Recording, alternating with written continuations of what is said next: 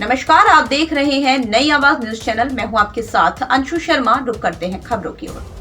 खबर लक्सर से है। भारत पाकिस्तान के बीच चल रहे अघोषित युद्ध पर फिलहाल विराम लग गया है। भारतीय सेना ने कुछ समय में पाकिस्तान के अनेक आतंकवादियों को उनके घरों में घुसकर खात्मा करने का काम किया। साथ ही पाकिस्तान के एयरबेस और डिफेंस सिस्टम को ध्वस्त कर दुनिया भर में अपने शौर्य और पराक्रम का डंका बजवाया। इसे लेकर हरिद्वार देहात के भाजपाई खुश है। नई आवाज ब्यूरो चीफ जसवीर सिंह ने भाजपाइयों से बातचीत की। भारत पाकिस्तान के बीच में सीज फायर नहीं, एक तरह से युद्ध विराम हो गया है, लेकिन अभी भी तनाव बरकरार है और भारत की सेनाएं मुंहतोड़ जवाब देने के लिए तैयार बैठी हैं।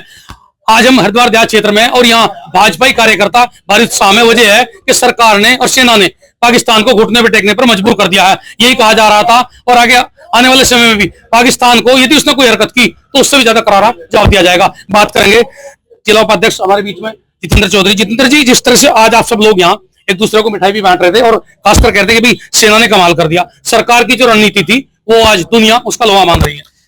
भारतीय जनता पार्टी की सरकार में माननीय नरेंद्र मोदी जी हमारे प्रधानमंत्री हैं। उन्होंने सेना को पूरी छूट दे रखी है। पहले क्या था, सेना के हाथ बांध के रखे जाते थे, सेना को कोई अधिकार नहीं दिया जाता था। अब सेना को पूरा अधिकार है। सेना जो भी चाहेगी सेना वो करेगी, उन्हें मुंह तोड़ जवाब देगी।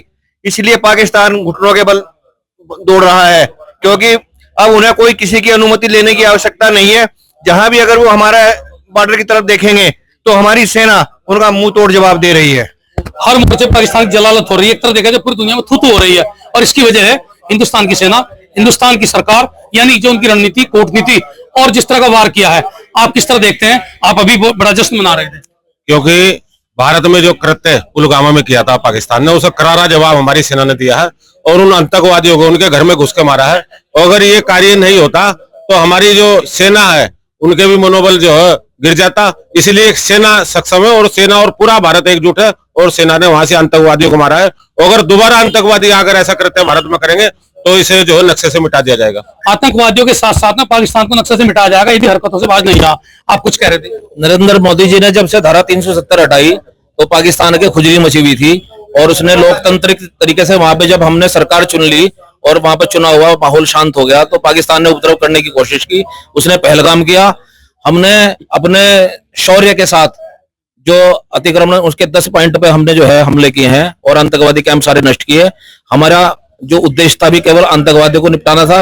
लेकिन अगर पाकिस्तान अपनी हरकतों से बाज न आया, जिस प्रकार उसने लगभग सैकड़ों जगह प्रयास किया है कि वो उसने ड्रोन से हमला करने की कोशिश की, वो भारत का भारत की सेना ने स्थापित कर दिया है। यानी डिफेंस सिस्टम बेहद मजबूत। आप क्या कहेंगे 2 शब्दों में सिर्फ? मोदी मतलब मजबूत देश, मजबूत सेना और मौत दुश्मन की। मोदी मजबूत देश, मजबूत सेना, मौत दुश्मन की। हजम नहीं आ रहा था पाकिस्तान को जो कश्मीर में विकास हो रहा था और सैलानी बार जा रहे थे, तो उन्होंने आतंकवादी की क्रूरता हरकत करके अपने आप को दिखा था कि पाकिस्तान कितनी गिरी हरकत कर सकता है और भारत ने उसका मुंह तोड़ जवाब दिया। तोड़ जवाब क्या? हमारे यहाँ जो भारत की महिला पायलट कुरैशी जी हैं, उन्होंने जाके दिखाया है कि हमारे यहाँ महिलाओं में भी इतनी दम है कि वहां उनके घर में घुसकर और उनका पूरा जो वो था आतंकवादियों को ऑपरेशन सिंदूर के माध्यम से महिलाओं ने भी घुटनों पर टेक दिया है। यानी कि एक तरह देखा जाए तो पाकिस्तान की करारी हार के पीछे कहीं ना कहीं भारत की कूटनीति, उसकी सरकार की अच्छी सोच और सेना का शौर्य। जसवीर सिंह, नई आवाज। तो ये थी फिलहाल की कुछ खास खबरें। बाकी की खबरों के लिए देखते रहिए नई आवाज न्यूज चैनल में।